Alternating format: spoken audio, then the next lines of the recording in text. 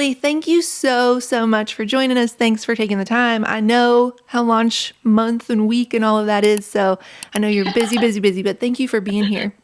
Of course, I'm so glad to be here. Thank you. Yeah, so this book is all about growing boldly. And you have a line in the book that says, in the introduction even, I think, that says, growing is one thing. We all do it every day, whether we like it or not. Growing boldly is another thing entirely. So what is Yeah. that difference between the two?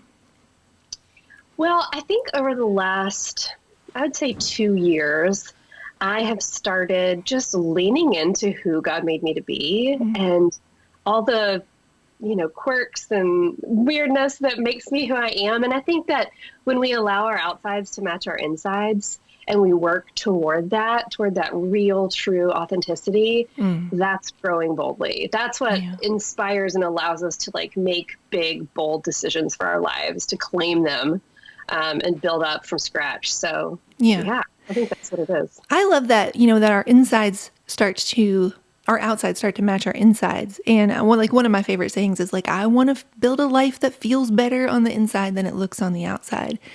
Oh, Where do you uh, think we go wrong with that? Like is it Instagram? Is it the highlight reel? It's not polished enough? Like, where do we start to be a very different person to like the people who know us best versus, yeah. to the rest of the world? I think there's a lot of things and a lot of people in our lives that are writing standards for us, that are telling us this is who I expect you to be for me, Yeah. or this is who I expect you to be in this role. And it's so easy to get lost in all the hats that we wear, Yeah. whether we're mothers or wives or, entrepreneurs or whatever it is that we are. It's just so easy to get lost inside that, Yeah.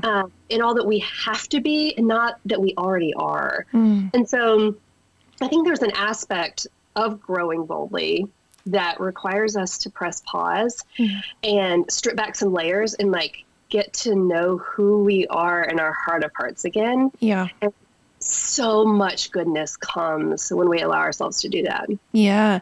You have just sort of a structure of the book that it's actually broken into, the build structure. So just briefly touch Yeah. on that. Yeah. So I love good organization. Yeah. And when I sat down to write this book, I felt like there was a lot of books, or there are a lot of books out there that tell you to hustle till it hurts, to be a boss babe, like all the things. Yeah. And those have their own place. They're all well and good. But I wanted to write a book that inspired and invited people to press pause and to look at what life they wanted to have. Yeah. So I wanted to have this structure so that it was easy to follow and easy to remember. And then also kind of in each section, I wanted to dig into one part of what it really means to not just be inspired to grow boldly, but like how you actually do it. Yeah. I'd love a good inspiring story, but at the end of the day, I need you to tell me how to do it. Yeah. So the build framework is, it's an acronym for the word build, which I love because it's just very actionable, right? Yeah. So it's believe in who you are and whose you are, utilize what you have, imagine the life you want. The L is love people well. And this one was so important to me because not only do we have a responsibility to fulfill our own potential, Yeah. but we have a responsibility to bring others up at the same time. Yeah. And so then the D is do what matters, forget the rest. And so the whole book is written and based around these 5 pillars of what it takes to truly achieve a fresh start or build a life that you don't feel like you want to escape from all the time. Yeah. Whether you're an entrepreneur or, building a life inside your home or whatever it might be. Yeah. You have a quote in the book, and you referenced it on social media recently, that says it is entirely possible to bloom in the driest of seasons, to flourish when life feels like it's falling apart. And you were referencing this when you were just having some book launch date frustrations, things like that. It reminded me of, I was thinking about that, like, what blooms in the driest of seasons? Like, what's an imagery for that? And I want to tell you a tiny, tiny story. Yeah. my favorite flower is the hydrangea, and it was in like all of our wedding bouquets and all of the centerpieces. We got married in Yeah. October, so that was very challenging for our florists to find Right. hydrangea in October. And fast forward, we go to buy our house. We're looking at all these houses. The house we end up buying, the one that I'm in right now, is in foreclosure, and there had been a pipe burst on the third floor. It was flooded. Oh, There was wow. mold. There was mildew. It was a disaster. It hadn't been updated in decades. And there were these very overgrown, like butterfly bushes, but really just weeds from like the ground up to the second story when we got there. And so we walked the Yeah. house, this mess of a house, and I just felt like God was like, this is our house. And so we buy the house, trim back the first, we couldn't get inside because of the mold. We weren't allowed inside. So Yeah. the first thing we do is like landscaping. We cut back these bushes, and sure enough, beneath them and behind the bushes were two huge hydrangea bushes. No way. Yeah. And so Wow. these hydrangea bushes, every summer we have a 4th of July party. And I'm always sad because people don't get there till the evening, because what happens is in the morning, these hydrangea are lush and they're full and they're in full bloom. Yeah. And then that afternoon sun hits them head on and they shrivel into nothing. And they're almost like all you see Right. is the green. And then I thought Yeah. about, but what do they do the next morning? Right? Even Wow. though they're going to face the heat of sun, even though they're going to face like the driest season, they dare to bloom again. And that just made me think of Love this so that. much. So I guess the question I have for you is, walk us through a season where you felt like the mid-sun afternoon hydrangea, like it had all been taken out from you, and the next Yeah. morning you had to have the courage to bloom again. Well, first of all, hydrangeas are also my favorite flowers. So Oh, thank they you for are? sharing that with Yeah. me, because that's so special. Yeah. And we also have hydrangeas in our yard. I know exactly what you mean, but at the end of the day, they're Yeah. wilty. Yeah. It's funny. I wrote Growing Boldly and turned it in 4 weeks before COVID happened. And so that's exciting. Yeah. And Fun. what's been so interesting about the book is that the principles hold true because they're based on truth. They're rooted in truth. And that just, it made me think of that when you're talking about the hydrangeas. Like, the reason that they're able to do that is because they're rooted Yeah. in soil that's rich, in truth. The season, to answer your question, for me was 2020. And I think so many people can relate to this. I have a 10-year-old and 2 6-year-olds. So last year they were 9, 5, and 5.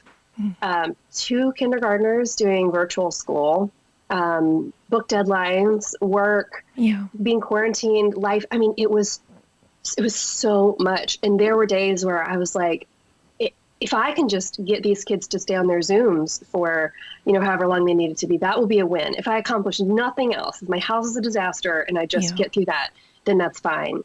And at a certain point last year, I started to feel like, okay, instead of just surviving through this mess and this just the driest of seasons, because it was just so scary and we didn't know what, so much had to be canceled, I decided I'm going to step back and I'm going to look at this proactively, and I am going to make a safe space in our house. I'm going to make virtual school look a little bit different. I'm going to set up a table just for them that makes it feel like, they're in a special place. I took steps to kind of create a life with what I had, that didn't feel so dry. Yeah. And I think that's the most recent example of blooming in the driest of seasons.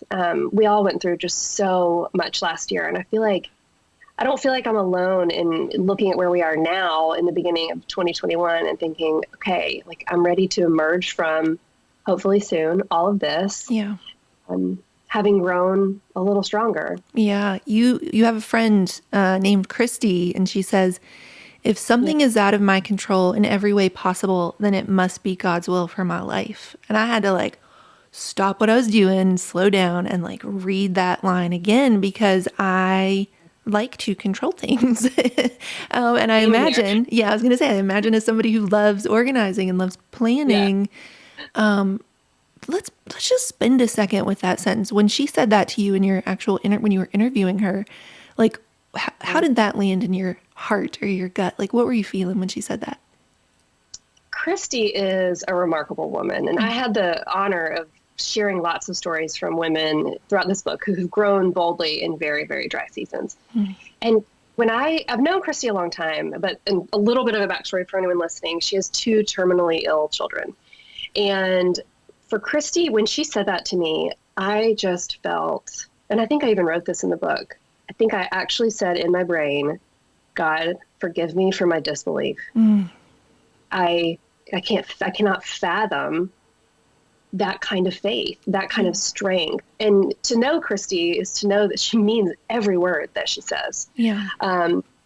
But that, I think having that kind of a resolve, that again, that comes from being rooted in something really, really strong. And it takes discipline, it takes decision, it takes work to create that kind of foundation, you know? Yeah. One of the first things you kind of dig into is like where people probably are if they've picked up a book called Growing Boldly, daring to build a life you love. And you're talking about this concept of coming alive again. And you first are sort of addressing you at your day job, out of college, working at a foundation. Like you felt like you were doing good work, but you saw women who were on fire doing what they were created to do.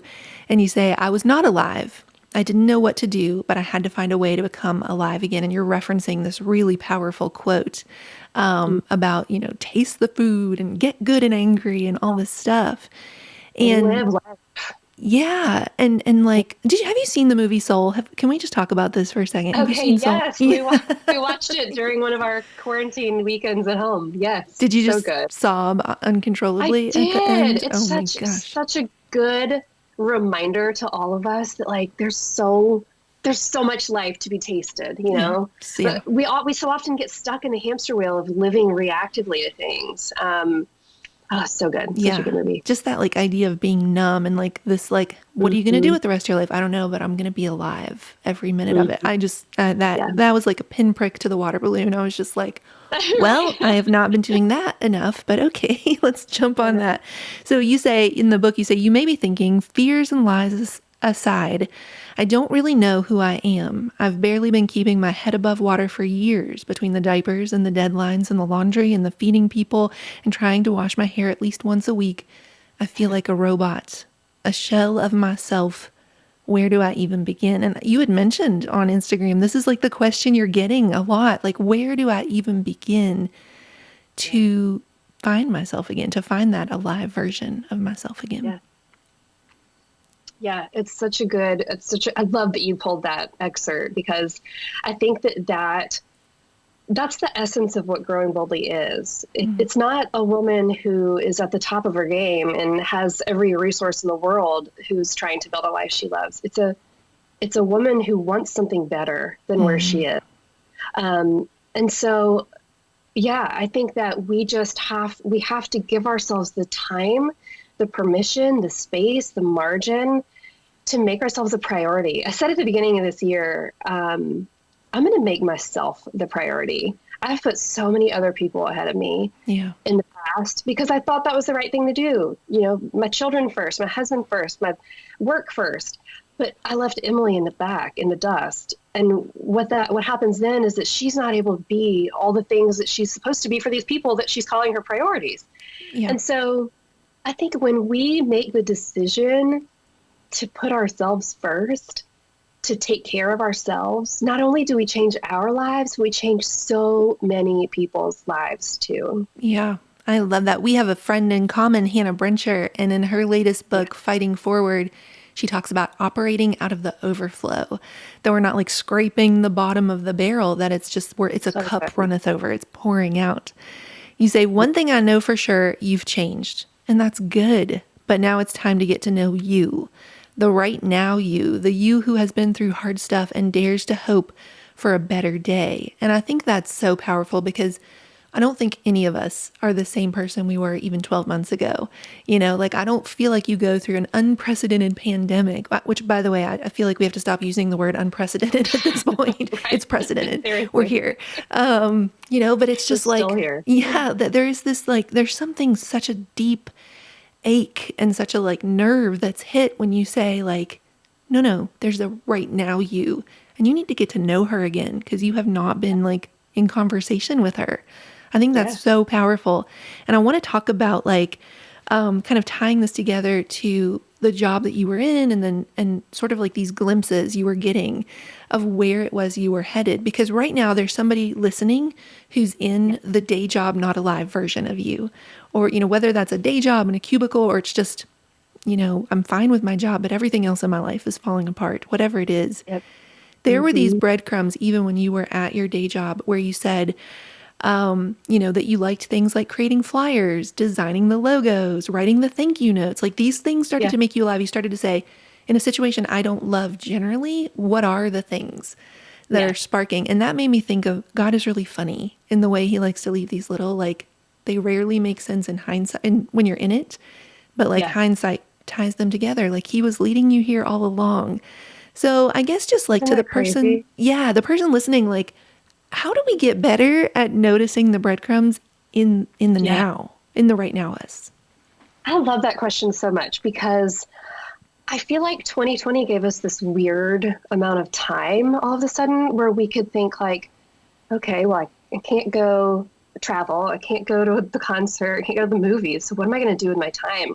Yeah. And I started doing things like watching YouTube videos to learn how to do stuff, or watching like masterclass. I took a masterclass on sleep. Like, I just did so many things. I gave myself permission to play a little bit, Yeah. to have fun. And I think when we do that, that's when we start to remember who we are outside of all the hats that we wear, all the responsibilities that we have. When we give ourselves time to do that, there's these worksheets throughout the second part of the book that invite the reader to ask herself questions about her life. Happiest memories, hardest things she's ever done, favorite foods, favorite places she's ever visited. And I love those kinds of questions because they kind of just give you a chance to, like, as if you were going to get to know a friend, Yeah. get to know yourself. What makes you tick? For me, like, Brian and I are queso connoisseurs. I can make the best queso this side of the Mississippi. Wow. I love fiction books on Audible. I don't like to cook at all. And that sometimes surprises people, but I just don't. And, but like getting to know me, what makes me tick, what makes me happy, what makes me sad, that is such an empowering thing for a woman to do. Yeah. Because then she's able to know how to fill her cup so that she can have overflow. I love Hannah, and I love that line or that concept from her book, because I think she's exactly right. So often we operate on empty, and giving ourselves a chance to, like, connect with those things, those happy things, that's so important. Yeah. I think what's so fascinating about this, what you're saying about, like, you have to intentionally sit down and ask yourself these questions to get to know you, even though you are you and you're walking around as you all day, every day. This morning we had Megan Murphy on the show. She was talking about her book, Your Fully Charged Life. And she was saying, our brains are naturally wired to notice and wire themselves for negativity as like a caveman self-preservationist technique. Like they are naturally wired to see the negative. And I was saying to her, like, how unfair it feels that the greatest battle we have to fight is with the brain that's in our own heads. That we have to actually, like, sit down and have these conversations with ourselves of what are you seeing? What, beliefs are you assigning to that? And it's bananas to me that we can both be us and not know us at the same time. Yeah. Yeah. Amen. It's so true. Yeah. I want to talk a little bit about embracing your own gifts that you've been given, because one of the biggest places I'm seeing women get stuck, that either, we're mentoring, or we see in workshops, or just what comments people leave on Instagram, it's how quick we are to dismiss the way we're naturally wired, the gifts we're naturally given, as like, well, everybody must be able to do that, or that's no big deal because if I can do it, everybody can do it. Or just this desire to wish for somebody else's gifts. You talk about how one of your gifts is to make something peaceful out of something frenetic. And frenetic is one of my favorite words. Frenzied, frantic, this derivative. I'm currently writing my second book. There's this scene that may or may not make it into the book. I have no idea. But it's the scene of, like, when Justin and I were first starting our business, we were at a conference and then we drove out into the desert and ended up at Lake Mead. And at Lake Mead, there are these fish, like hatcheries on the dock as you walk Oh, out to the yeah. lake. And they were, as you Yeah. walked by, they were all just flopping all over each other, trying to like knock the other one down just for back to breadcrumbs. And Yeah. not knowing that if you just turned around and swam the other direction, there's this whole wide open expanse of freedom. Wow. So I guess like I just want to like think about that. Like this is a gift you could have easily dismissed. Like I organize things or I make home a more calm place. Mm-hmm. And there's a story that you shared that recently on your, on your Instagram that had a huge impact on me. And later I found out on a lot of the people who follow you of your mom turning down a bed and saying, come over. It's warm in the bed, take a nap, wake up, have some soup. We're going to send you home with cake or whatever it is. Yeah. And I read that and I burst into tears. I burst into Oh, tears because I didn't necessarily have that relationship, growing up with my mom or with yeah. anybody. My grandma Goldie would always cook things, but I think it was more out of like necessity than nourishment, if that makes sense. Yeah. Yeah. And like just that mentality of like, it feels like that's what all of the world needs right now in 2021. Come be Yes. warm, come rest, come be nourished, Yeah. come be taken care of, come be Mm-hmm. seen and come be loved. And, afterwards you got all these messages from people saying either my mom was like that and I miss that, or I'm going to Yeah. be that kind of mom for my kids or what have you. Mm-hmm. And I wanted you to talk about that. Like these gifts, were they like do you feel like they were handed down from your mom? Do you feel like you just happen to have them in common? Are they different? Like, did you always know that these gifts mattered as much as they do, I guess? That's such a good question. My mom taught me a love of organizing, and she would put little lunchbox notes in my lunchbox that said, Saturday's the day, we're going to have breakfast, and then we're going to clean out under your bed. And I can remember being like, ugh. But she taught me, kids don't know how to do that. You have to teach them how to do those kinds of things. And she taught me a love for having an organized space, having your space fuel you, and letting your space allow you to live your best life, if you will. My mom did not grow up with a mom like that. Yeah. She learned that from my dad's mom.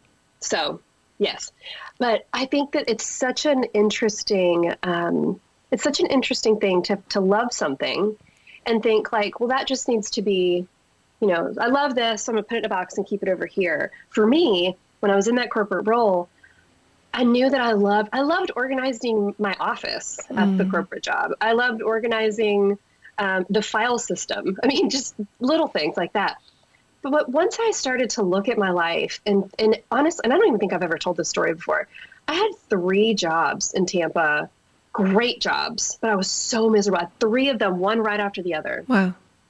And I came from a corporate background where I was very successful, did not job hop, not at all. But I was so miserable, and I was searching for something. I was searching for a dream job that would allow me to be fulfilled, to make a difference, and to have flexibility to be the kind of mom I wanted to be eventually. We didn't have kids at the time. And I decided, like, okay, what if I just made my own job? And what if I just gave myself permission to have a blank slate and say, okay, it might take a lot of work, but what if I infused my life with things I love doing and things that make me happy? What if my life was sprinkled with those things rather than the things I love just sitting on a shelf and I go to work every day for this job that I don't care about, When we give ourselves permission and we remember that we have more choice and more agency than we sometimes realize, we have more resources than we realized. Yeah.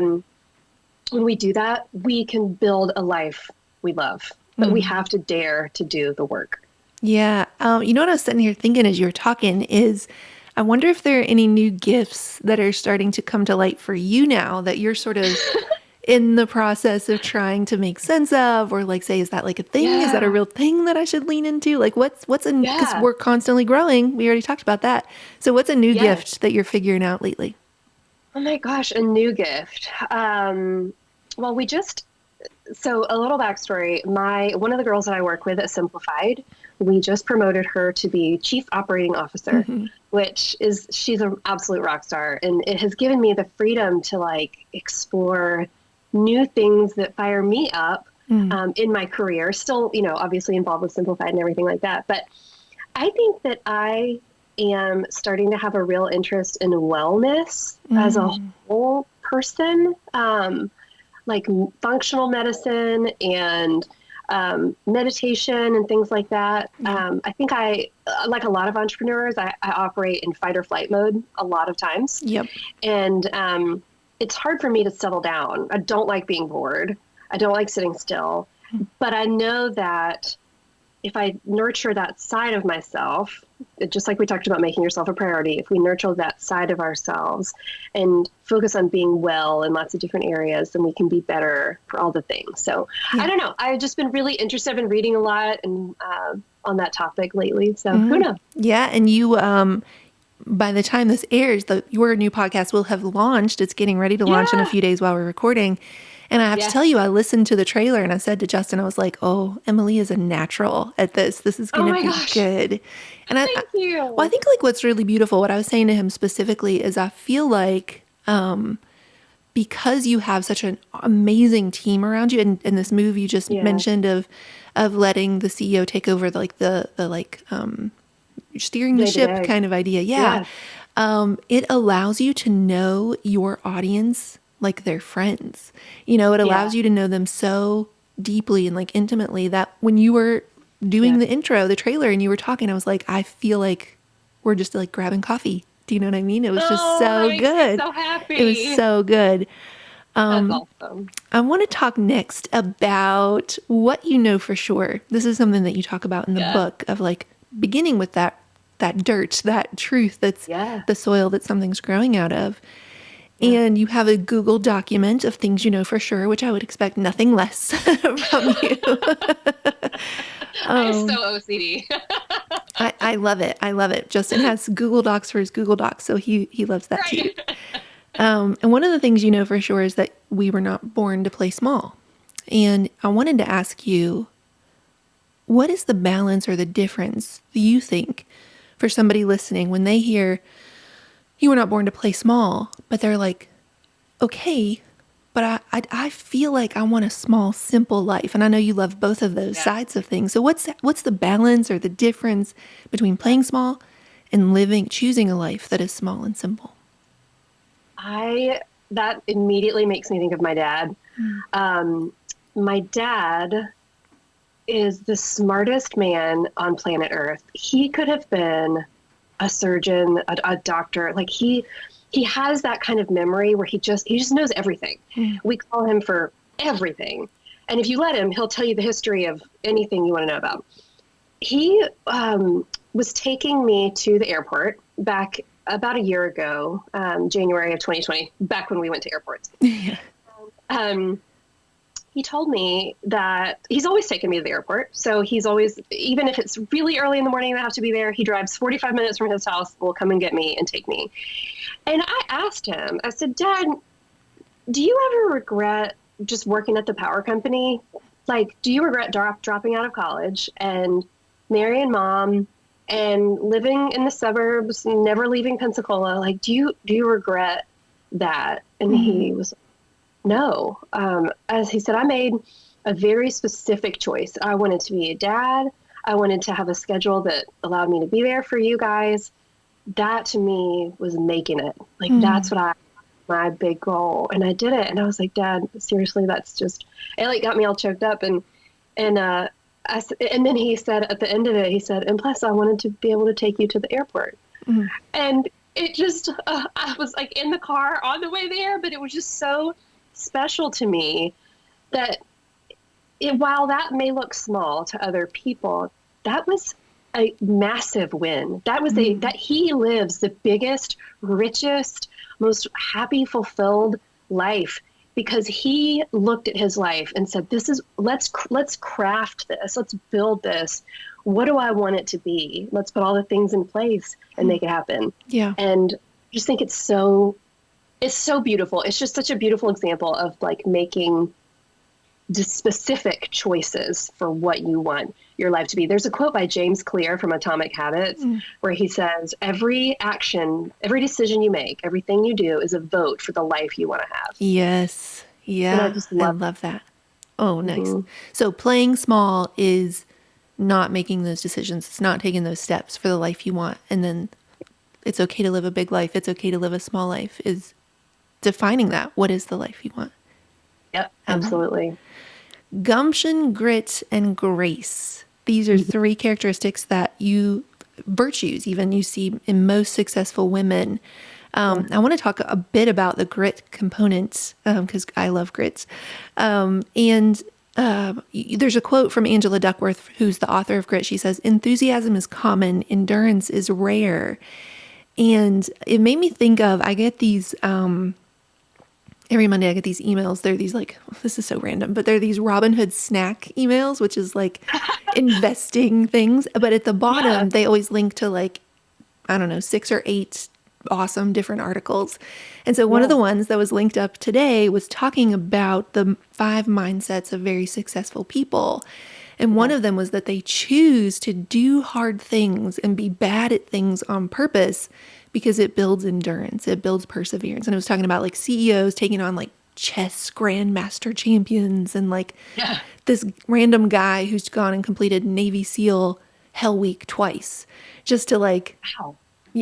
do it, just to do it. Push himself. Yeah. And so you say that one of the keys to grit, to building grit, if you're not sure you have a ton of it naturally, is a growth mindset. So what is a growth mindset?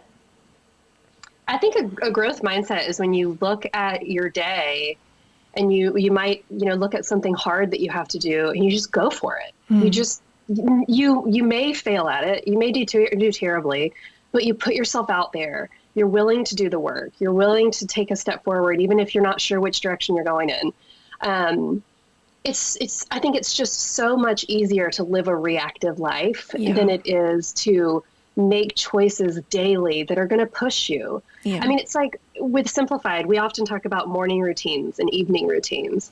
And, as it relates to wellness and all of that, it takes actual discipline to have a morning routine or to have an evening routine. Those things don't just happen because somebody is magically good at remembering to do 5 little things every single day. They happen because you make a decision to do it over and over and over and over. And that to me has so much to do with growing, having the determination and the grit to be disciplined about what you want your life to be. Yeah. Do you feel like you had that grit 12 years ago, or has it been forged in the 12 years of entrepreneurship? I had it. I was, sometimes I look back at Emily 12 years ago and I was like, she wasn't afraid of anything. I just stayed up late. Like I can remember staying up until 3 a.m. and then going to sleep and getting up at 6 to go to my corporate job. I would work, during lunchtime. I just knew this is also my downfall, but I just have always known if I work hard enough at something, I will dominate it. Like I will just get it. Yeah. Now there's some parts of life that are uncontrollable and I have had to eat my words there a couple times. And that's hard.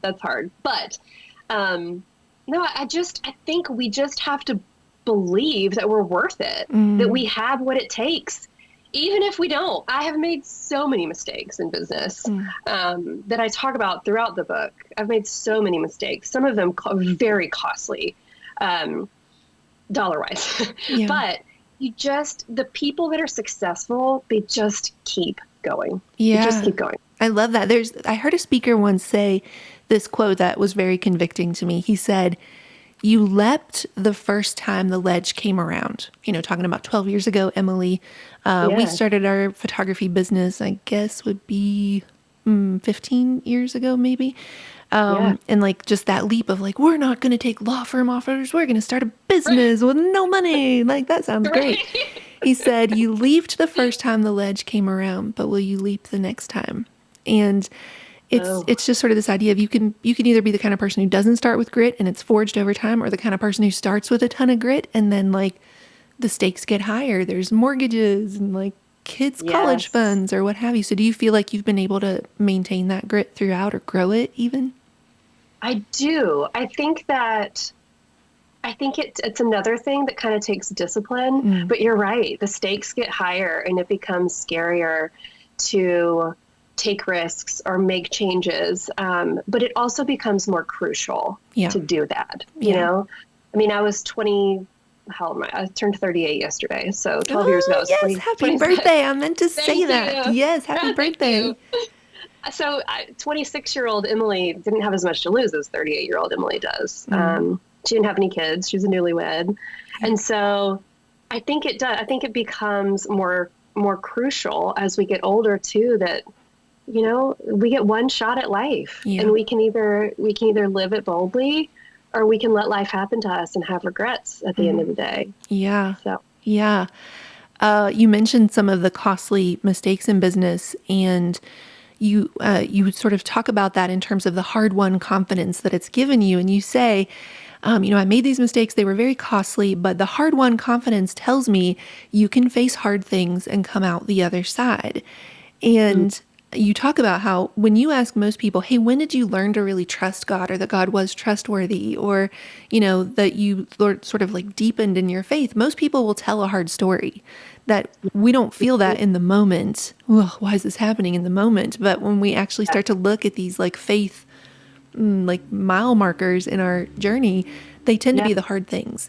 And my question to you that really jumped out when I was reading that is, gosh, my reaction probably would have been, if I'm just being fully honest, oh, you always do this stuff. Like, what? When are you ever going to learn? Like, this is yeah. proof that you have a heritage of not being good at business or whatever. Like, what is the secret in those moments that are very trying, or where we do feel like we've really made a mistake or messed up, to lean into hard-won confidence versus taking on shame? That's a good question. I think the natural inclination is to sit down and kind of wallow in it, Yeah. in regret and in shame. But it takes the discipline of saying, I know that there are going to be bumps in the road. We know that we aren't promised an easy journey, Mm. especially if we're being bold enough to build something, whatever that is. Um, and so it's two-part. I think we have to be understanding of the fact that there will be hard things, Yeah. but I think we also have to, I think that goes back to getting to know yourself and knowing that nobody who's done anything worth it has had an easy road. And all of those things that we've been through, there's strength. There's little bits of strength that are piled on top of each other that make us stronger. And so Yeah. when I have a situation, a lot of times I will remember, like, okay, we've been through hard things in the past, X, Y, Z. If we can get through that, we can keep going. I also think, this is a very complicated answer. I also think that it has to do with that foundation, that dirt that you're growing in. Like, it Yeah. has to do with tending that, taking care of that, so that when the things happen that will happen, Mm. you're able to overcome them. Brian and I decided from day one we were going to run my company debt free. Yeah. And that was so hard. And it meant that I had to grow a lot slower than maybe I could have. But when the costly things happened, when I had to call the recycling company to come get thousands of dollars worth of planners that were printed wrong out of my Mm. garage, I I had this business savings account so that I could say, okay, it'll be fine. We just have to, pivot a little bit, and our timing will change or whatever. But when we take care of the foundation, we're able to survive those things in a better way. When we take care of that foundation, we are able to survive those things. That is so good and so Yeah. powerful. And I feel like it's also just this idea of, when you are growing boldly, building a life you love, part of that probably involves margin. It's margin in the finances, margin in time, margin at home, Mhm. what have you. And like, it Yeah. turns those disasters into, whoopsies, or like, that was Yeah. one bad day, or what have you. I We'll be love that. okay. Yeah, that's right. I love that. The last big question I want to talk to you about is this idea of not shrinking to make other Mhm. people feel more comfortable, or because you think it's what you're supposed to do. You say, when you achieve a goal, celebrate. When you fail, apologize. And when you are afraid, lean into it. Name it, hold it, and then set it aside. When you feel those slivers of confidence bubbling up, grab hold of them. The world needs who you are. And Mm. so, you tell the story of Taylor, who's your sister-in-law, and like the hard story that she had growing up, which I resonated with a lot when you were describing it. I'll let people read that in the book. But she talks about God uses it all. He uses all of these things. There's nothing that's going to be wasted.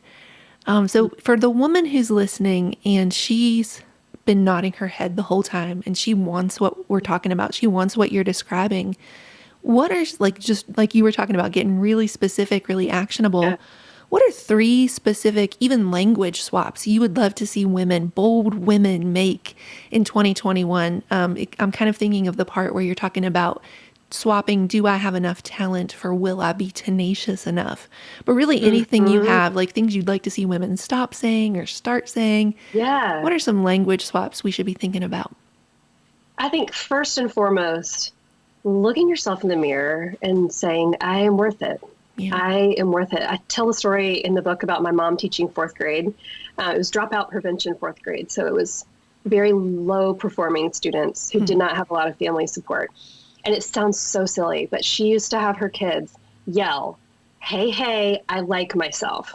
Sounds ridiculous. But when you have 25 kids who have no one in their lives telling them that they're repeating some really affirming words, it changes them. Yeah. It absolutely changes them. And it has the power to do that to us too. I think for us to look at ourselves in the mirror and say, you are worth it. You're worth the work. You're worth the rest. You're worth being a priority. Yeah. I think that's so important. I think we also have to remind ourselves that we often operate from a scarcity kind of viewpoint. We think, I don't have enough of this. I'm not interesting enough. I'm not skinny enough. I'm not wealthy enough, whatever it is. We feed ourselves this diet of lies. And it goes back to that overflow. If you're not able to pour out positivity and goodness, if you're feeding yourself, that kind of thing. Yeah. And that's why I think it's so important to get to know who you are so that then you can replace those lies with truths about who you actually are at your core. Yeah. Thirdly, I would say that it's so important to give yourself rest. And I know that this is something that it's being repeated a lot in the world right now, especially with all that we've all gone through in the past year. But it is so important not just to do the hard work, to make the sacrifices, to get dirty, but it's so important to take care of yourself at the end of the day. Yeah. Because if you're not balancing out the work with the rest, it's a recipe for burnout. Yeah. And I think sometimes we sacrifice ourselves on the altar of achieving goals or being the best mom there is or whatever. And we forget that we need that replenishment at the end of the day too. Yeah, that is so good. It reminds me, I saw this meme like making the rounds. It was not a meme. It was like somebody's tweet. And it was like, if you're asking yourself why you actually feel more exhausted than normal, maybe it has something to do with, and then it just like proceeded to list out like unprecedented pandemic, like, right. whatever. I saw that. All the things that happen. A lot of reasons. Yeah. Oh my goodness. Well, Emily, this has been amazing. So let everybody know where they can find you, where they can find this new podcast, where they can find this new book, all of the things. Let them know. Absolutely. So Growing Boldly is available everywhere books are sold. You can find me on Instagram at Emily Ley and also at Simplified. And then the new Simplified podcast, by the time this airs, will be out. So you can find that at all the podcast places too. Yeah, love it. All right, friends, the book is Growing Boldly, Dare to Build a Life You Love. It is out today, everywhere books are sold. Get this in your hands. And now I want you to make sure that you keep the conversation going with Emily as you hop over to our brand new, just launched today, brand new YouTube channel for the Mary Marantz Show. It's linked in the show notes below, or you can head to marymarantz.com/YouTube. And over there, you are going to get even more bonus content with Emily, not featured in this episode, where I'm going to be asking her specifically what is the single boldest thing she wrote in this book. And if she could change one thing about her world right now, what would it be? Until next time, friends, this is the Mary Marantz Show.